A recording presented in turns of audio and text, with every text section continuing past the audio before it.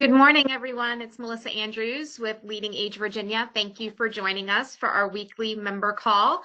I am standing in for Dana Parsons today, who's getting some much needed respite and time off with her family.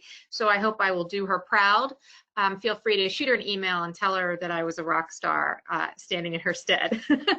But thanks again for being here. And we're going to start off with Sarah Lineberger from the Department of Health. If you are on the call yet, Sarah, are you there?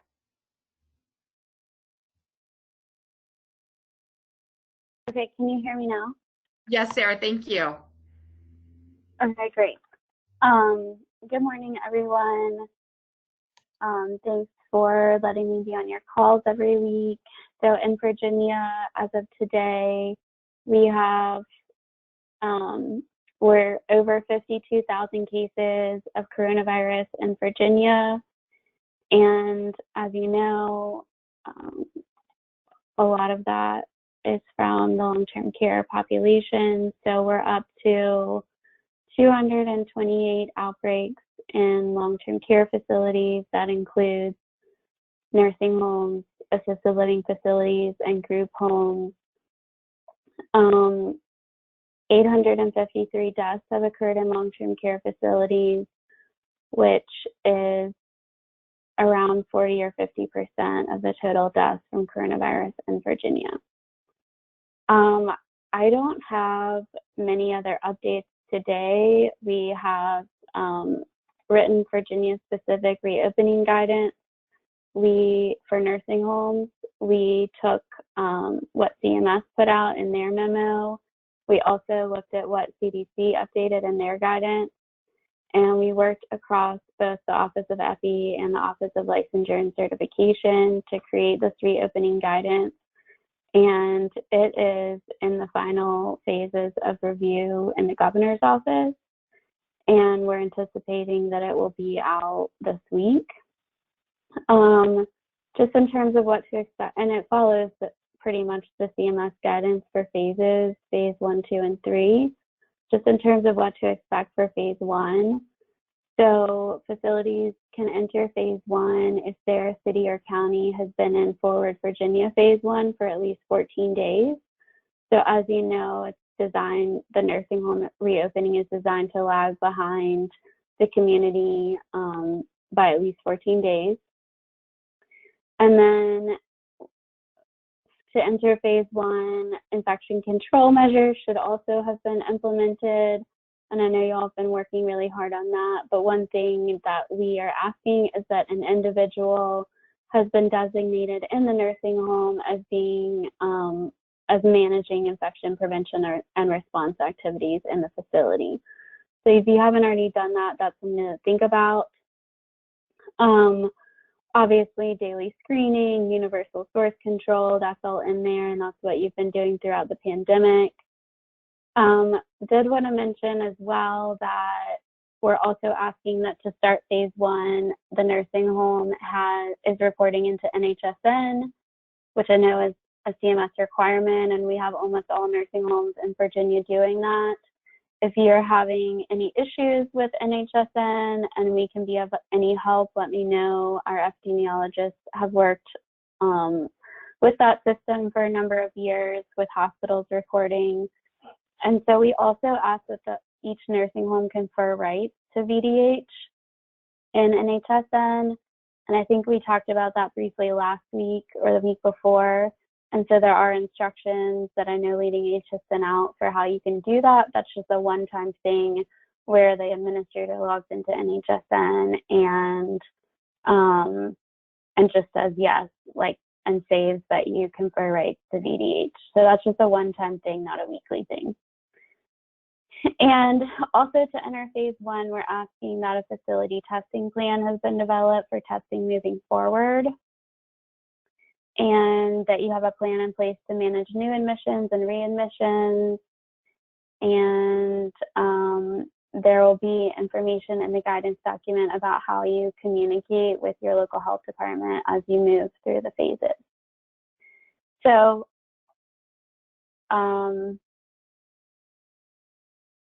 let's see, I'm looking at the questions. Will there be any guidance for potential for potential policy in the event that an employee refuses to participate in a point prevalence survey. So what CMS does, and essentially what we put in the guidance, is that each facility needs to have a plan for what to do if a staff member refuses to be tested. And so that would essentially just go into your written testing plan. We're asking that all facilities have a written testing plan. And so the facility just needs to decide how they would handle that. I think we have a little bit of language in here about educating the staff member, talking about why it's important. Hold on, I'm trying to find that guidance.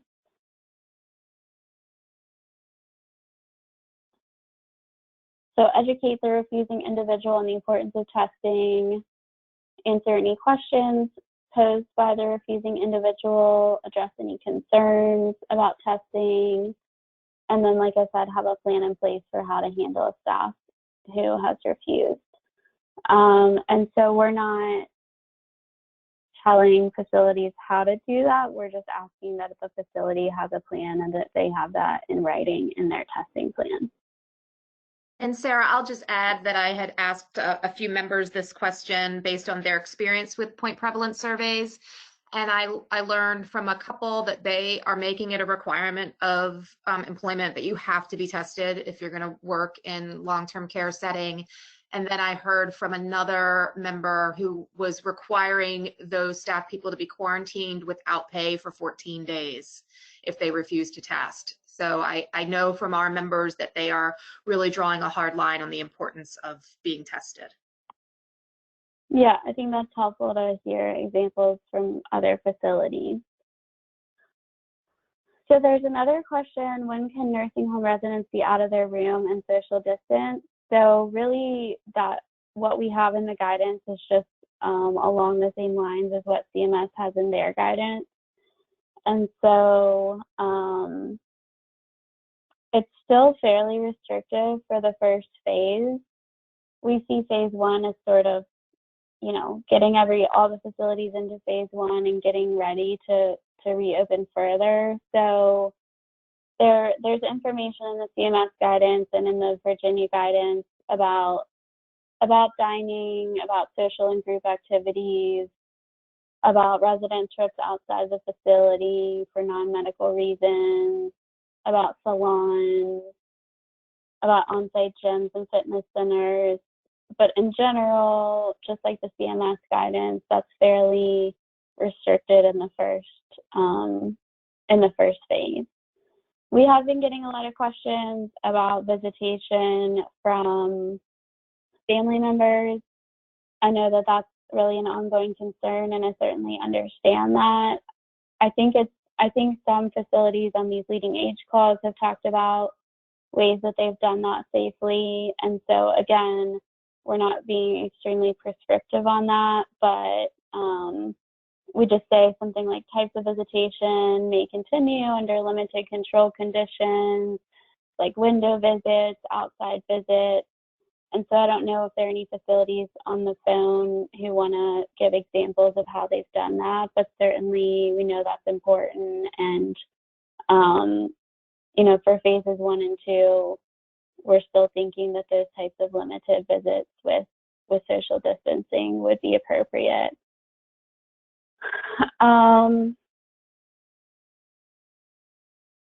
Okay, there's another question. If a facility has conducted baseline testing on all staff and residents, is further testing recommended?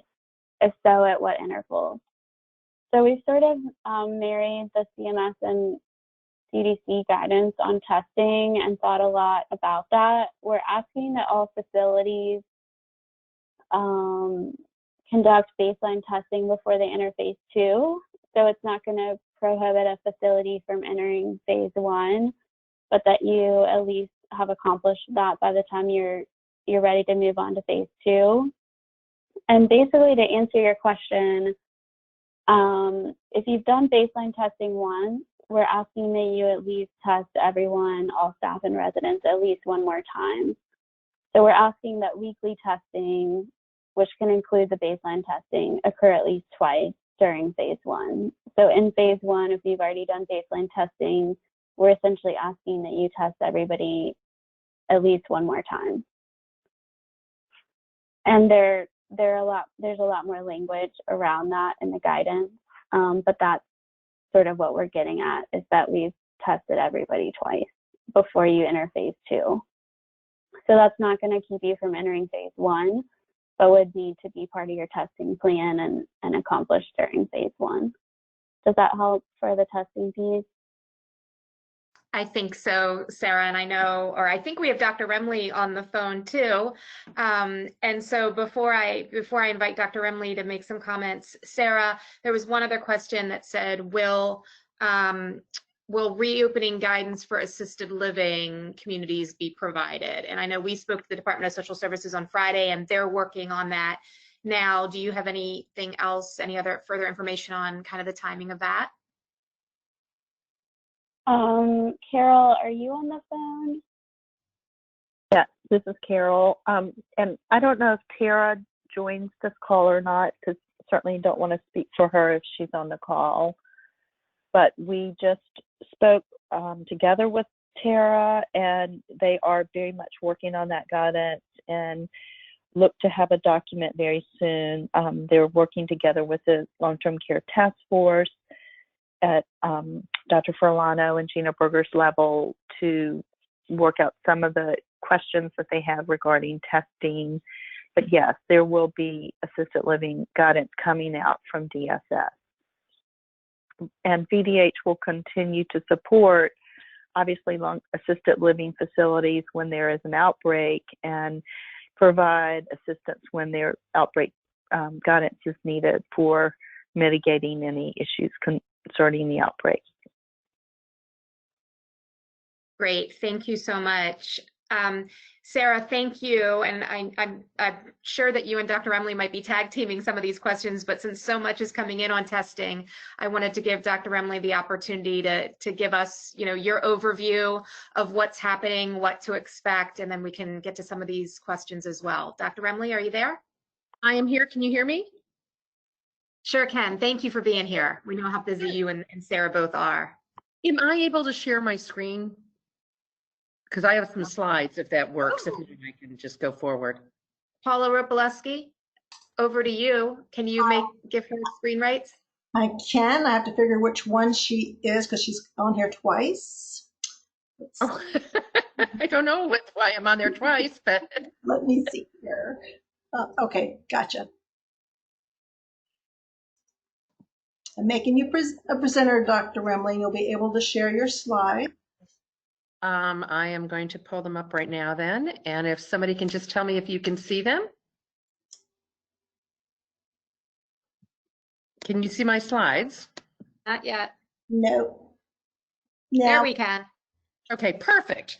I think visuals are always make it easier when you're on these calls. So I start off saying testing is all hands on deck. For those of you that don't know me, I was the Commissioner of Health with Governor Kane and Governor McDonnell, and happened to actually practice with Governor Northam for about 25 years. So I was pediatric ER doctor while he was pediatric neurologist. And as the COVID response has just required all hands on deck, as you know, in your spheres, he asked me to come on about 7 weeks ago now to help really look at testing and say, what can we do to make sure we're maximizing our ability to test people in all sectors of Virginia. So we'll share with you, and I'm trying to see if I can get this to go forward. There we go. I think that it was just briefly mentioned. Here's a look at our total cases by date reported. So that's the date that actually the test comes back as being positive. And as you can see, we're starting to see a trend down there. Remember, those last couple days are always lagging because test results the test may have been performed, but not back in the system yet. But more importantly, kind of the more traditional curve we look at, and you've heard many people talk about over the last 2 months how we wanted to flatten the curve. And we did successfully flatten the curve in Virginia. As you can see, we were sort of heading up that steep slope in terms of seeing more cases every day. And then in mid-April, we're able to sort of change that trend. We had a little bit of a spike about a week ago, and now really are starting to see that continuing trend downward. again, as you look at these graphs, the important thing to see is if you can see the light gray that goes to darker gray, that's because we know that there may be people who started their symptoms in that time range that we have not captured yet by a positive test. The other thing we look at on a regular basis across the state is how many hospital beds are occupied, because one of the concerns is we don't want to overwhelm the system, the healthcare system, to be able to care for patients that have COVID. But as you all know only too well, this is just a one measure, because we really just don't want anyone to get COVID, because unfortunately, especially for people who are elderly, it is can be a very significant disease. So as you can see, this is starting back, and so it's been about this is a 2-month rolling. I call the top slide, the top graph, my ocean graph, but it shows you for all the total beds in our hospitals around the state. The dark blue is how many are occupied by COVID patients. The medium blue is all other patients, and then the light blue shows you what the normal bed capacity is. That dotted yellow line are the additional beds that were added when we were anticipating that we might have a significant surge. So what we really want to do is stay within the blue, stay within the water, and not get up into the air or into the surge capacity. And that's something that's looked at not only on a daily basis, but on a rolling 7-day basis to make sure that it is, as you all remember, we went from having no elective surgeries to elective surgeries. If we see where hospitalizations are increasing, we'd have to go back to restricting what types of procedures are done in hospitals again. And then the second graph is the number of patients hospitalized with a pending or positive test. And as you can see by that rolling average, that number is starting to come down. And that probably is one of the most encouraging things to see, is because people with significant disease, we're having less, and we're having less that have to be hospitalized, and then less that are on ventilators. So all good indicators as we look at where we're heading.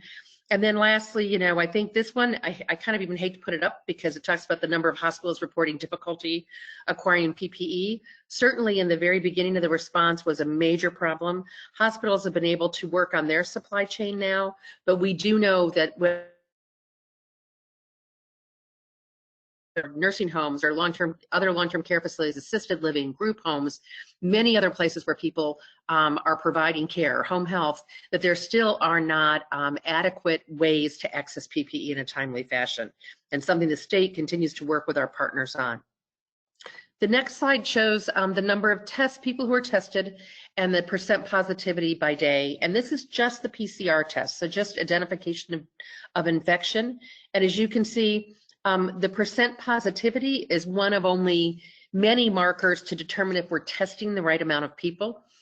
HHS has requested that we test at least 2% of our population per month. So that's about 171,000 people in Virginia. We did over 200,000 in May, but we continue to strive to make sure that we're not only testing numbers of people, but we're testing the right people. So you can imagine that's kind of complex, because I can go out and set up a sign and test 1,000 people, but I want to make sure I'm testing people who are at risk for the disease and identifying infections where they are so we can case control. So as you can see, when you look at this, we've been able to bring down that percent positive. We want it to be less than 10%, and statewide we're right at 9%. We also want to make sure we're testing on average 10,000 people a day. We continue to work hard towards those goals and meet it occasionally, but do not consistently yet provide that amount of testing per day. And I put this slide in because I think, especially for stakeholders, to remember that it's not, and I think I may be preaching to the choir here, it is not a simple thing of just ordering a test and having it magically, the results magically appear in someone's computer. It really is identifying who do you need to test? Does that patient who might have symptoms want to be tested? Is there a way for them to easily identify they need to be tested and the value of testing? We need to have a clinician who's trained in how to not only collect the specimen, but has the adequate PPE to do that. And then we need to have a lab that we can send the test to. And then lastly, once we get the results back, what do we do with that information? And so at a state level, I just, for all of you who may go to the VDH website, I think this is important for all of us to know. You can look and find out where there are publicly available test sampling sites. And these were up to over 350. You put in your zip code and how far you're willing to travel. I put in my zip code and how far I was willing to travel, and you can see how many opportunities there are for me to get tested if I have COVID-19. I can, before I even go here, use the Buoy app, which is also, it's called COVID Check. It's available, again, through the website, and enter my symptoms, and it tells me whether I'm at risk of having COVID-19 and whether I should be tested. When that app will also tell me where are the sites I can go to be tested that I need to show insurance, where can I go if I don't have insurance. All of the pharmacies that are doing testing will take insurance if it's available, but will test free of charge if there are, if you don't have insurance. So all of those are open, and we add another 15 to 20 every week to pharmacies and federally qualified health centers and free clinics. So the next thing about testing that I think is really important for all of you, and I know these are a lot of the conversations you're having with Sarah Lineberger, is now I've got a positive test. What do I need to do? So from a public health perspective, that is isolation of that individual and quarantine for a period of time to make sure that they don't share the infection elsewhere. It is making sure we do the contact tracing to identify who might have been exposed and potentially infected. But from the clinical perspective, it's also making sure that patient has clinical care if they need that, if they have more than mild disease, they have moderate or severe disease, to have a clinician to connect with. And ultimately, what we hope is to have recovery and have people be back at work or back in whatever life they led before they were infected. This is just to give you an idea. We are setting up a clinical care and contact tracing network. And so this is working with our free clinics, our federally qualified health centers. As you can see, CVS, Rite Aid, Walmart. We'll be adding, I think, 23 more this week. And our goal is to make sure these circles are 10 miles from testing sites. We think that's a reasonable distance for most people, to be able to find opportunities where if there is a individual who is concerned that they have COVID can go for testing, but also we can send contacts to have their testing be done, and then also refer them to a clinician for care if needed. All of these sites will see the uninsured and underinsured, which is why we're considering that our safety network. And I will end with this slide, which is really, I think, so important for all of us to realize that in stopping the spread of COVID, testing is not really in the center here. It is really hand washing, 6 feet of separation, making sure you have a mask, and making sure you check yourself for symptoms. If you have a fever, stay home. If you think you have symptoms, getting tested. And so I think that's how we really are going to get things moving forward and continue to see those numbers improve. I'm going to look here about saying only symptomatic people should be tested. Absolutely not. People who are asymptomatic that may have been exposed, close family member, in talking with the health department as they do their contact tracing. If you're asymptomatic but have been closely exposed, we want you to be tested. And the self-test being done at CVS, I think what you're asking about is at CVS, and what they're doing is it's a healthcare worker observed test. So you're handed a kit through the drive-through window. You're given a nasal swab. The healthcare worker, pharmacist, or nurse clinician watches you stick that swab up your nose, watches you twirl it. There's a marker on that swab to make sure you've gone up far enough into your nasal cavity. Then you switch and do the other nostril, and then you put it in, and they are very reliable. But it's because that's observed, and there are very specific markers to make sure you're obtaining the specimen in an appropriate way.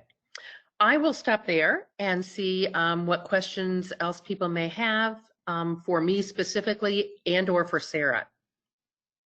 Great, thank you so much, Dr. Remley. A few questions have come in, so whichever of you wants to help. And Sarah, thank you for being in the chat box and responding to these questions as you see them. One that came in is with regards to phase 1 baseline testing. So is the second round of testing with VDH through a point prevalence survey, or is that independent testing for the facilities to do on their own? Sure, I think that's a great question. As I said, the financing around testing is still being discussed, and it's pretty complicated. But in general, we would like facilities to sort of take on this weekly testing And so the idea would be that that second week of testing is done by the facility and not done by VDH. And then, Sarah, what frequency of staff resident testing will be required once a facility enters phase 2?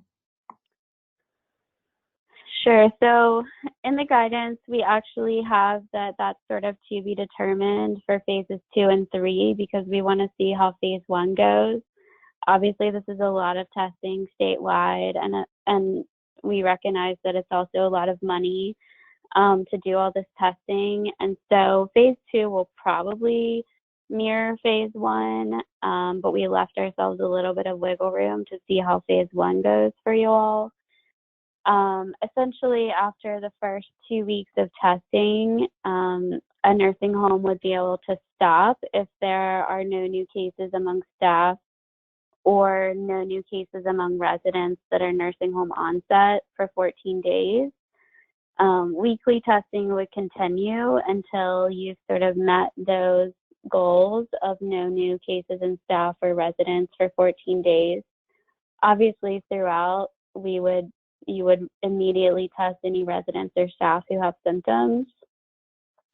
And then the trigger to resume weekly testing would be the identification of a case in a staff member or a nursing home on-site case in a resident. Great, and I just wanted to point out the comment that you made in the chat box, Sarah, that I think will be helpful to everyone, and that is that, excuse me, entering phase 1 will be at the nursing home level and will lag behind Forward Virginia for your city and county by at least 14 days, just so that everybody has an idea of what the time frame is.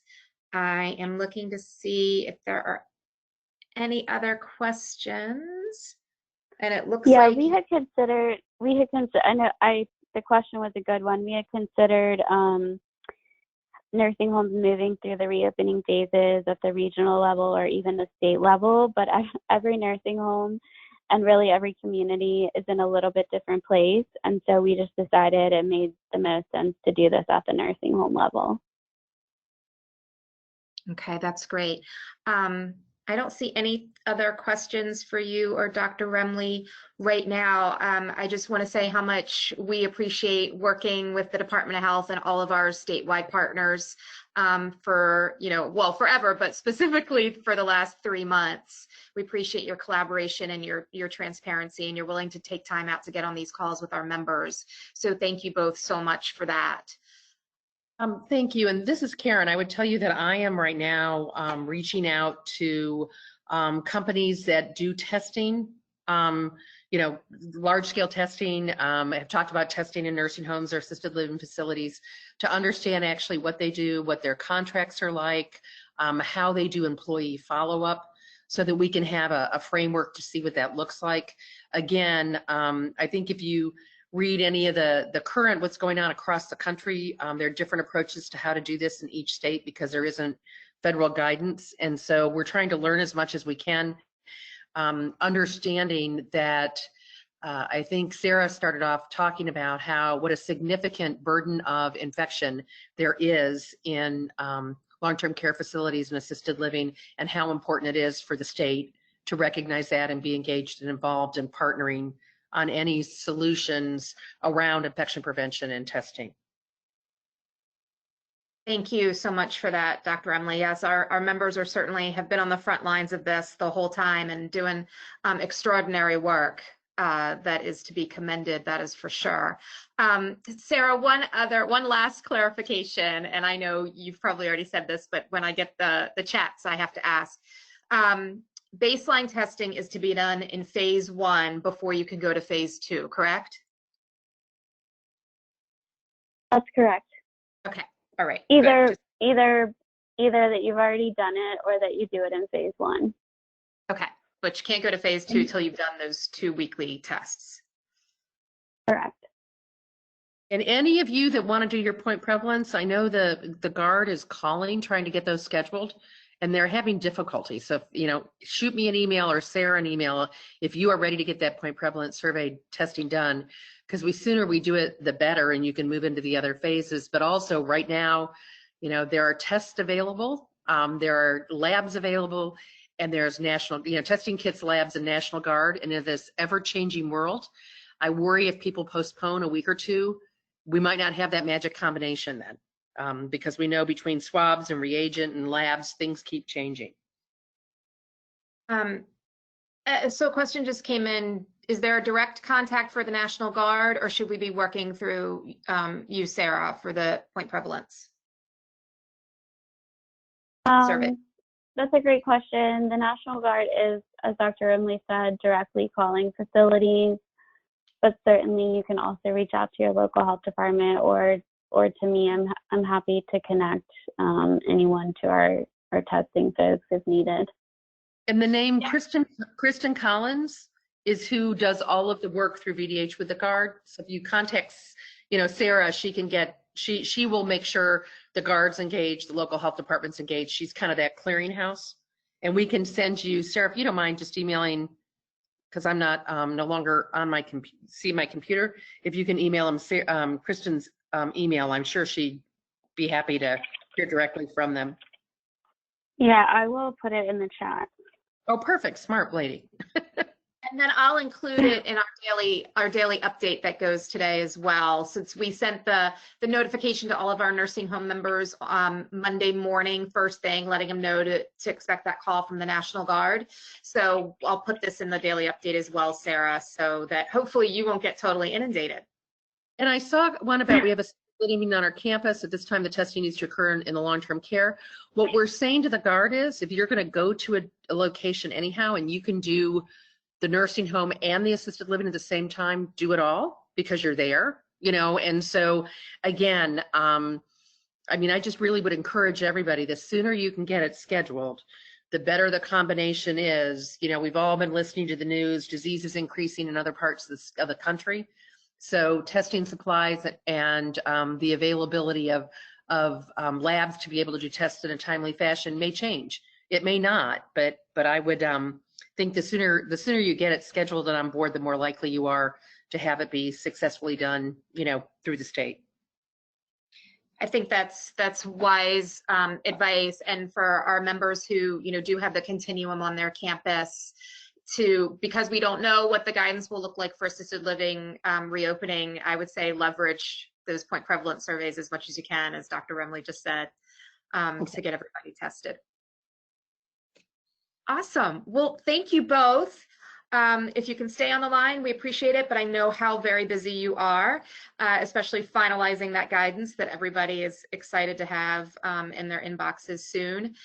And Sarah, if I hear anything from members directly, I'll certainly circle back from you, with you, And so as we transition from talking about testing in the Commonwealth, I want to turn it over to a familiar voice to you all, which is Dee from LeadingAge National, who's going to talk about reopening life plan communities. Are you with us, Dee? Hey everyone, good morning. So great to be with you again. Thanks so much, as always, for everything you're doing. Managing all the different considerations, testing, PPE, and reopening, pretty much all at the same time. So today, what I'm going to try to do is touch on 3 areas in the time we have together and leave some time for questions. I have more links and tools to offer you, hopefully that are helpful, and I will make sure Melissa and Patricia get these as well. So the 3 areas I'm going to try to walk us through is just sort of general reopening, a few observations and tools, dining services, which is getting to be a big part of the conversation, and I did a 3-part sort of skinny minute on preparing for reopening dining on the national call, and I've now put together a presentation for that. And then staff vacations are another big area of questions that we're getting across the board, across providers. I also want to point out, we won't have time to talk about it today, and I don't want to borrow from my colleagues' expertise, but our HUD page has some really great resources too for dealing with hurricane preparedness, disinfection, and whatnot. So HUD has put out some of that guidance. You might take a look, because just like some of the resources I'm going to offer you right now, we're kind of, as life plan communities and the independent living sections particularly, and assisted living, kind of have to beg, borrow, and steal from other things. And I just want to highlight too, on our website, the HUD resources are really pretty great that Hey, my Dee, colleagues have put up there. I'm sorry to interrupt you. Do you have a slide that you wanted to show?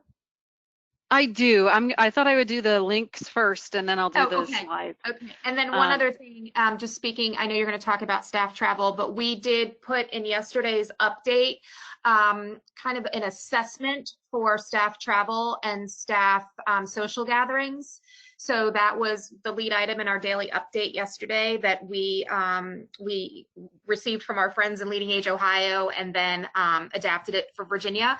And that will be in the member resource section of our daily update today as well. So I think it might be a good companion piece for anything that you're to mention to us. And now I'll let you talk, Dee.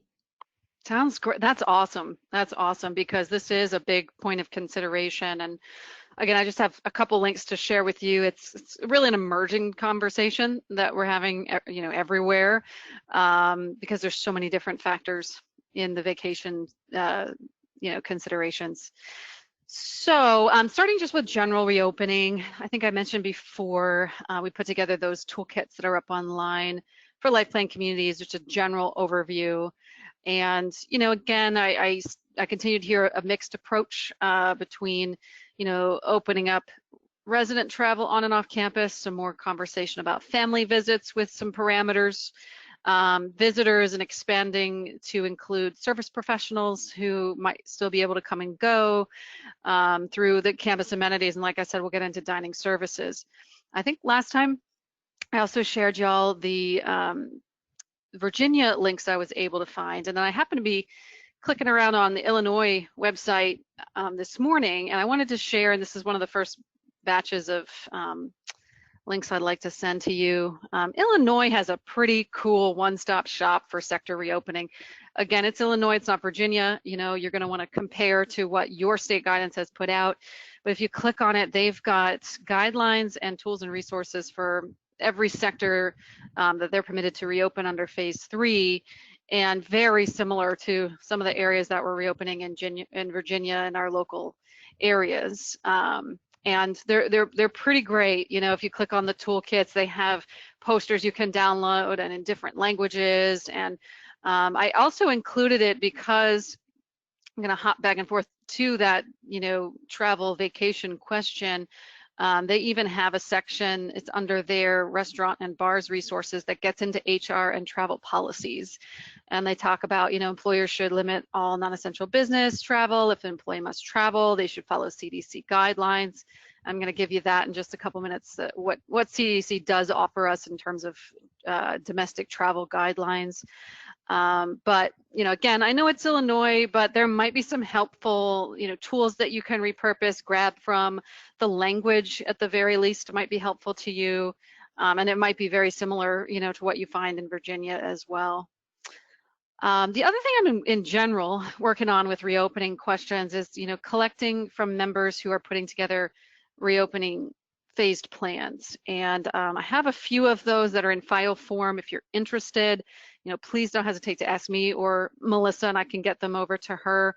One is online, and it's Hebrew Senior Life. They have a really neat open source web page. And let me grab that for you right now. And so that's another sort of two-part special, because they have a reopening phased plan template with a series of Excel spreadsheets, and I happen to just absolutely love Excel spreadsheets. So they're pretty neat. You can it goes by amenity space or by service line, and has contingencies you can put in when we would move on to a different phase or when we go back to a previous phase. And they also have some HR policies up there about travel and employee illness and being out and missed work. So again, that might offer you a 2-for-1 resource. And then there's some others that I've collected from different states. I have one from Florida, I have one from this one's from Massachusetts, I have a couple from Maryland, I have just a handful. And if you have one that you're willing to share broadly, please don't hesitate to let either Melissa or myself know, because the more we can share that, learning and those tools, it just helps everybody. So I'm gonna go over and now try to share my screen, and I'm going to move into the dining services piece. We won't have time to really get through everything, but I do want to give you a few links that I've newly discovered from CDC, and it's just to build on some of the other resources that I have both previously shared, as well as when I get into the presentation, I will send a copy to Melissa if you want to have that as well. So the links are in there. The two new ones I found are CDC Restaurant Reopening Guide. It's essentially a repackaging of all the other guides they've put out there, but there's a little bit more in the cleaning and disinfection section related to restaurant and food services, and there's a little bit more stepwise reopening, phased planning. And then the cleaning disinfection tool, again, it's geared towards all workplaces, but the second page has some really key questions that are important to consider, like, is the area indoors? Has anybody been in that space for the last 7 days? And it might be useful for, let's say, your supervisors as they're talking with their staff to consider areas that are going to need enhanced cleaning and disinfection. So I just put those in there for you. So now I am going to try to share my screen. And let me know, hopefully, if you can see it. Do you see a slide that says preparing to resume LPC dining services? Yep. All Yes. right. Great. So you are the first people to see this, and hopefully it's helpful. It's really meant to be a summary of what I talked on the call last week. And if you see any spelling errors or whatnot, please let me know, because I'll be using this pretty broadly. So here are the core areas. Again, we won't really have time to go through all of them, but just so you can see, these are the areas of information that CDC and FDA offer. You can use this to also build on what Virginia offers, or if you choose to pull from other states, you will find there's a lot of similarities. There's only so many different ways to clean and disinfect a food preparation surface, for example. So hopefully this will be a really solid overview for you. I do want to emphasize, we did a poll on our national call last Monday, just asking, out of 700 some odd members on the call, how many were planning to reopen their dining rooms and how soon. And 72% said that they had no plans to reopen in the near future. So I want to hear from members anecdotally, is folks are developing their reopening plans for dining, but on the whole, mainly ramping up delivery or takeout or grocery services and doing more virtually or outdoors, just to give residents that socialization experience, but to really keep the service areas closed. And especially as we know, CMS looking so intently on infection control and getting those surveys going, as well as just the numerous infection and transmission risks inherent in a dining services space. If your main dining room shares the kitchen with your nursing home, it can open up a really broad risk category for you. So it's something to give a lot of thought about, and this is what I see members doing. So just generally, not surprising, the FDA builds on their already existing safe food handling. CDC builds on the existing COVID-19 personal and respiratory hygiene, and they both get into employee health, intensified infection control, and delivery and takeout. And the subsequent slides get you into this. By the way, I know, like I said, we won't have time to do the whole thing, but I wrote the slides so that you can essentially read them and print them, and then click on the tools for more detail. So you don't have to listen to my voice drone on the whole time. You'll be able to just read and follow. Delivery and takeout. Now, these are the 4 core areas of emphasis. Important to think about not just your high touch surfaces in terms of disinfection, but your vehicles, any food carrying devices.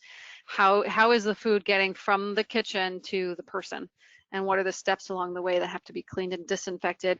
CDC does have a listing of EPA approved disinfectants that will kill COVID-19, and there's a link in there for you to see what those are. If you do pickup zones, and some folks are expanding into pickup zones, having clear signage, directionality on the floor, where people should stand, I don't know if you've gone yet to your local coffee shop or grocery store, but they have these big dots on the floor. That's essentially the idea behind that.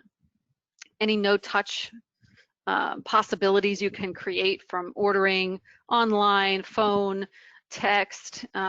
Most of you probably aren't doing money exchange except maybe by fob or virtual transaction, but finding ways that this can be a no-touch service. And then of course wrapping your food, maintaining its temperature, all of those considerations. For social distancing, and again, the CDC's, you're going to see this in a later slide, has a phased approach to expanding your on-site, inside dining program. But these are the core areas they emphasize, your physical barriers, again, your touchless surfaces, managing employee traffic, and some creative ideas they offer around this, everything from staggering schedules to, thinking about things like when your food deliveries arrive, moving that time so it doesn't overlap with a prime time for delivery of meals or serving of meals. You want to minimize the number of times that employees interact with each other or cross paths, and also the tools and utensils they're using. And one of the things they'll get into later on in infection control is you need to think about every single work tool or workspace that your employees are utilizing. And after they're done using it, if it's a knife, a cutting board, you name it, those mittens that people wear that are anti-cut mittens, before they're shared with somebody else, how are they getting disinfected? And so, minimizing the crossover, the traffic, the need to reuse things. And then what considerations around closing if your state or local area has a greater community spread or other reasons. It could even be watching your deliveries and your, if you're able to get the food in that you need to with, the service line disruptions that we've seen. I mentioned this, these are the 3 basic steps. If you go into the resources that are at the end of this and the links I've sent before, it gets into a lot greater detail on, phasing into from 1 to 2 or 2 to 3. And, again, most of our folks are really solid in step 1, maybe a few moving into outdoor dining. But if you look at their stepwise guidelines, they give you a lot of detail on how to move through the steps. So I'm going to touch on infection control. There's a lot of detail here. And again, I'll encourage you to take a look at the resources. The ones that I'm really going to highlight for you are the checklists at the end. I'll show you which ones those are. I'm a big checklist person, and especially if, like you have a ton of information to go through. These checklists that FDA and CDC have created make it very clear, and it's a yes or no, and it steps you through all these elements. So, and not just infection control, they have it on employee health, they have it on managing healthy work environments, the whole thing. So if you take away anything, that would be my suggestion. So these are the 6 areas of intensified infection control. This is boiling it down into what I would say are the essential parts. Cleaning and disinfecting, so all of these areas, taking a special notice of and making sure that you're training staff on what these are and how frequently they need to be cleaned and disinfected. Doing as much no-touch disposable as you possibly can, everything from your menus to your condiments, not having that shareable, squeeze container of ketchup on the table anymore, packets, food wrappers, eliminating any appetizers that are shared, your bread baskets, anything where people are reaching in to the same spot to grab food, utensils, dishes, serving spoons, if you can swing it to be disposable, all the better. Or at the bottom here, if these areas can't be no-touch disposable, then the staff members need to wear gloves, wash whatever the item is, disinfect it, and then wash their own hands, and then put on new gloves. Let me switch back here. So checking and enhancing, and your, folks who have your maintenance, your Facility services should be able to help you with this, but your ventilation systems and access to fresh air, any of your water features, especially if they've been shut down for a while, and you can even think about this in your pool and fitness. We want to be very careful to check and do reviews for, Legionnaires and any other type of waterborne infectious diseases, because when water sits in pipes, that can be a real risk. I see a question from Barbara. I will make sure I get this presentation to Melissa, and then you'll all be able to have it. So having individual disinfection stations, it's for everyone, your staff and your residents. That's your hand sanitizer or hand washing stations. And then your ware-washing machines, that's your dishwashers and whatnot, making sure they're getting up to that 180-degree temperature and disinfecting. Things to avoid, most of us already avoided residents bringing food and other items, but think about this is going to be tough for some of our communities if they bring like shared bottles of wine. I really encourage you to think about that. I know where I used to work, we did a BYO program and in our dining room, so think about that, because that bottle gets passed around the table of residents and everybody's touching it, right? So how are you going to manage that? Chemical residue, being sure we're not only spraying things down, but we're wiping it up really, really well, because people could be allergic to those chemicals and have a reaction. And then avoiding your self-serve areas. This is going to be a big heartbreak to a lot of our residents, but that's your buffets, your salad bars, even your utensil stations where people can grab utensils, because guess what? I could reach over and try to grab a fork, and then I sneeze all over everything. Or I grab that fork and guess what? I'm touching like 6 other forks while I'm trying to grab the fork, So getting rid of those areas and making it single service, disposable, no touch as much as you can. Organizing and scheduling, I talked about this a little bit already, but the timing and routines for cleaning, if you're gonna, have staggered seating for guests, then in between, when does stuff get cleaned, what gets cleaned, who cleans it? Storage and inventory, and making sure things are correctly inspected and labeled.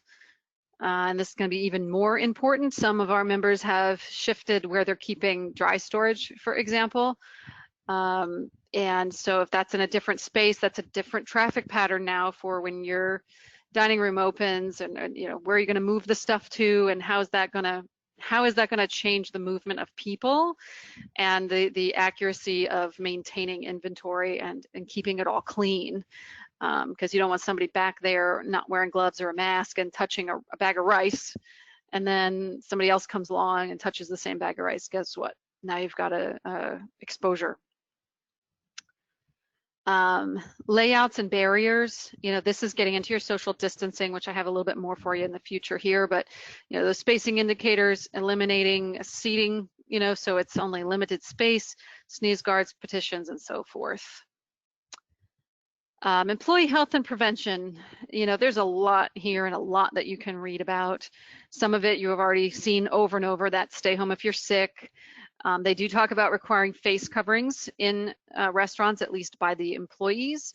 Some are talking about the patrons themselves wearing masks, except when they're actually eating or drinking. So that's something to consider if that's something that you would require. In our plans, we have to manage our high-risk employees who might be in those vulnerable populations. They talk about having a plan for what kind of work they can do. Low-risk areas like, again, your storage rooms, that could be inventory review that doesn't put them at risk of exposure with the general public, in this case, your residents. Thinking about public transit to work, I've heard members talk about this already, but CDC does have some guidance out there on this and things to think about. Some members have already set up their own buses to pick people up at like Metro or other places. That may not be feasible, but really talking through with your employees about how they're getting back and forth to work from an exposure standpoint. They also emphasize having a designated COVID point of contact in your dining group for each shift. So when your employees are arriving to work, they know who to check in with, doing those daily health and symptoms checks. If there's any concerns, any questions, I'm not feeling all that well today, the one person per shift, who do they go to? Every time you're gonna go talk to Melissa, you're gonna go talk to Barbara. And that's who's gonna be monitoring your employee health and any issues that are coming up.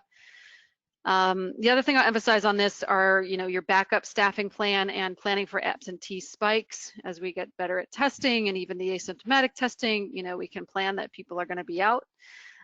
So what's your backup plan? Especially if you're looking at continuing some of your delivery services that you've enhanced, plus slowly reopening your dining room or other on-site venues. How are you going to staff that, and how are you going to support those areas if you have people out? Let me go back to there. There we go. Education. Again, a lot of this will look very familiar to you. Having that cleaning, disinfecting plan, as we talked about. Masks, how should they be worn? How should they be clean? And when are you supposed to wear them when it applies to your dining program? Are you going to have people take them on and off as they're eating? Servers wearing, and the wait staff wearing them in the dining room.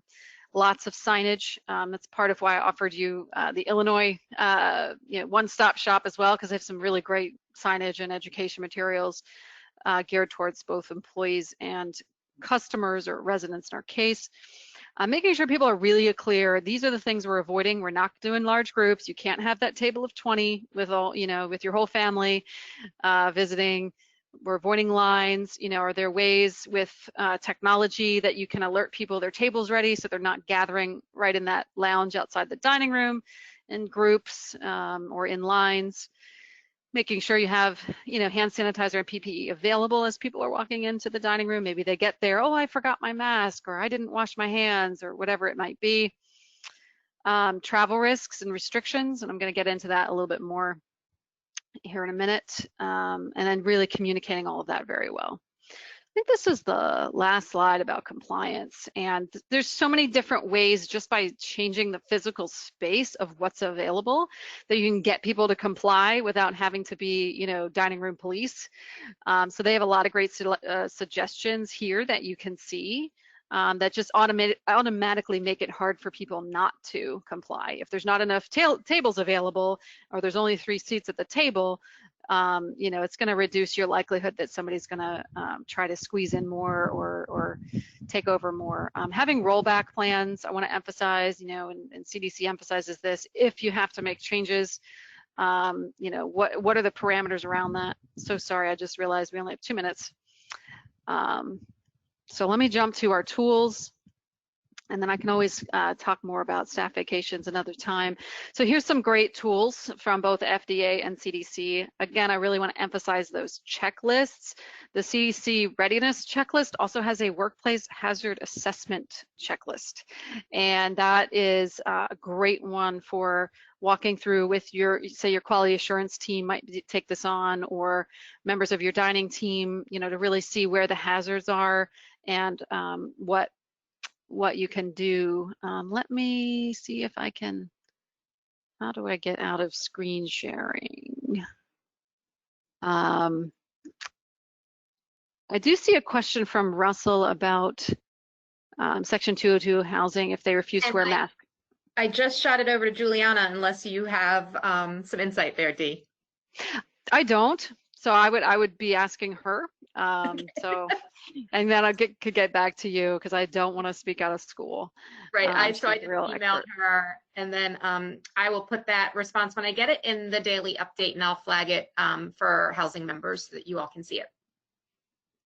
Sounds great. So here's the last little gem I've got for you, at least today. And this is, I'm sorry we ran out of time, that's my fault, but here's a little bit from CDC on domestic travel. We are, as I mentioned, having these conversations about staff vacations. I've heard such a spectrum of what people are doing, and at some point I'd be happy to talk more. But this domestic travel discussion from CDC walks the traveler through all the different possible risks of the types of travel. So you might use this as you're developing your policy to evaluate which are the higher risk categories. And of course, it really really matters where people are going. And that's the biggest consistency that I hear across members and across states, is people are really having those conversations with staff about, well, where is it that you're going? How are you getting there? How are you getting back? And then talking through what the exposure risks are. And then from there, folks have developed a variety of policy on, whether they have to self-quarantine when they get back, testing when they get back, symptoms checks when they get back, or even, more stringent than that. So lots more to be said on there, and I know we're right at 12, so I'll turn it back over to Melissa. I think that means we'll just have to have you back next week to talk further about staff travel, Dee, if you are available. And I'm so grateful that you could be on these calls. Thank you so much. I will make sure that it's highlighted in the daily update. Again, that checklist that we sent out yesterday with regards to staff travel and staff socialization. It's a great tool for managers to sit down with their team members who are planning on taking time off, so that they can really assess what the risk is. So I will make sure that that is highlighted in today's daily update, as well as some of the things that we heard today. So thank you all for being on this call. It will be recorded, so you can re-listen to it if you are so inclined, or share it with your teams. Thank you for all you do for expand the world of possibilities for aging, and we'll look forward to talking to you next week. Take care.